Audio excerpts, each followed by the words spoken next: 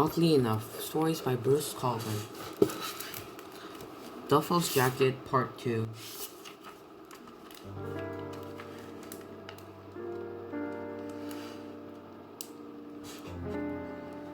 Duffy turned white. That's silly, he said after a moment. There's something at the door, I said frankly. Maybe it's been lurking around all day waiting for our mothers to leave.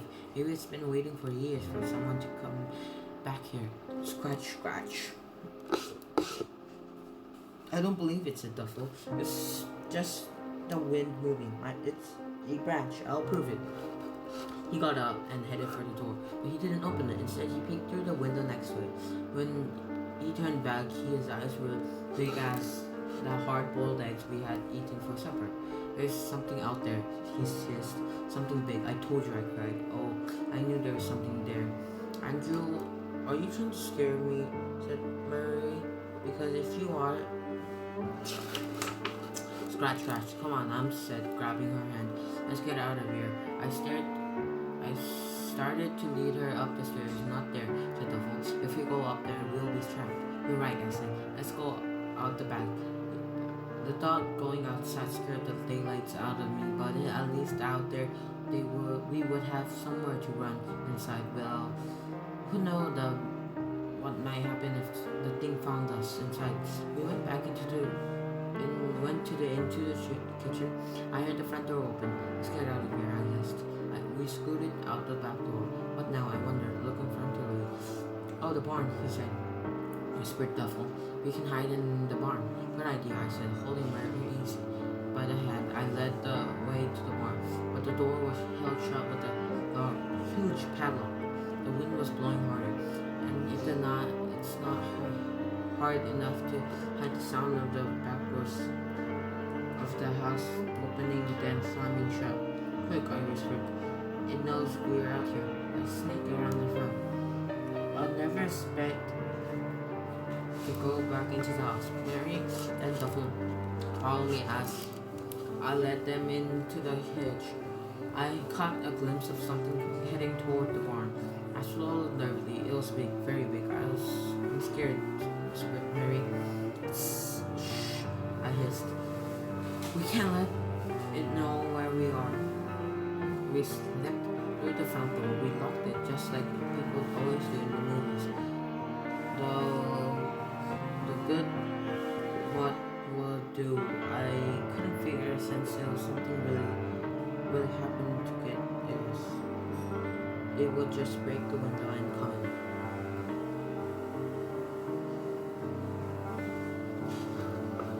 Upstairs, I whispered. We tiptoed up the stairs.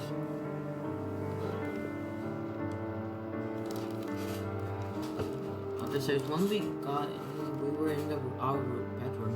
I thought we were safe. Crawling over the floor, I raised my head just about to peek my heart. My heart stopped. No, I'm sorry. I raised my head enough to peek out the window. My heart almost stopped. Standing in the moonlight was an enormous man-like creature. It had a scrap of cloth in its hands, and it was looking around, looking for us. I was just to lift its head and sniff to the wind. To my horror, it started back towards our house. It's coming back, I yelled, more frightened than ever. How does it know where we are? I knew how. It had Duffy's jacket that was tracking us down like a giant bloodhound. We huddled together in the middle of the room, trying to think what to do. A minute later, we heard a scratch, scratch, scratch, scratch. None of us moved. Scratch, scratch. We stopped reading, then jumped up in the alarm of a terrible crashing sound. The door was down. We hunched back against the wall. A heavy footsteps came up the stairs. I wonder if our mothers would think when they got back to find our bodies, or would they have nothing left of us? Dump, dump, dump. It was getting closer. Dump, dump, dump. It was outside the door. Knock, knock. Don't answer. Hissed Duffy. Like I said, he doesn't have brains of a turnip. It didn't matter. The door wasn't locked. It came swinging open. The shift of the light, I saw a huge figure, the sentinel of the woods. It had to be. I thought I was going to die, and I figured stepped into the room. Its head nearly touched the ceiling.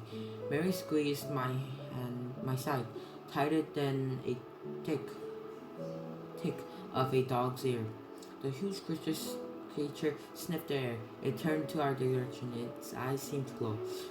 The moonlight glittered in its fangs. Slowly, the sentinel raised his hand, and I could see Duffy's jacket dangling in his fingertips. Then it spoke. You forgot your jacket, stupid. It threw the jacket at Duffy and turned around and stopped down the stairs. Which is why I suppose no one had to remind Duffy to remember his jacket or his glasses or his math book for at least a year now. After all, when you leave stuff lying around, you can never be sure just who might bring it back. Story 2, done. Now it's question time.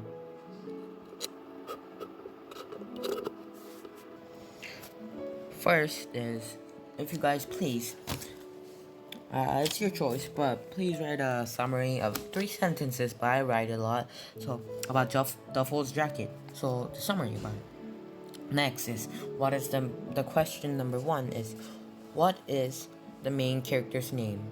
Andrew, Daniel, or Matthew? If you guessed it, 1, 2, 3, 4, 5. Okay, guys, if you guessed Andrew, it is correct, because in the story, Mary says, "You're trying to scare me, Andrew. Don't." So, if you guessed Andrew, you are correct.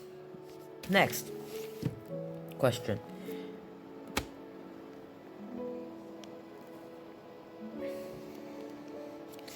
In the story, does everyone's name come out? If you guessed no, you are correct, because in my summary, you guys can see it because I wrote it, but yeah, it says the main characters are Duffy, Andrew, Mary, Aunt Alyssa, and Mom. So there is no name for Mom. So if you guess no, you are correct. Lastly, what does the book teach us? 1. Responsibility. 2. Always being aware of stuff around you.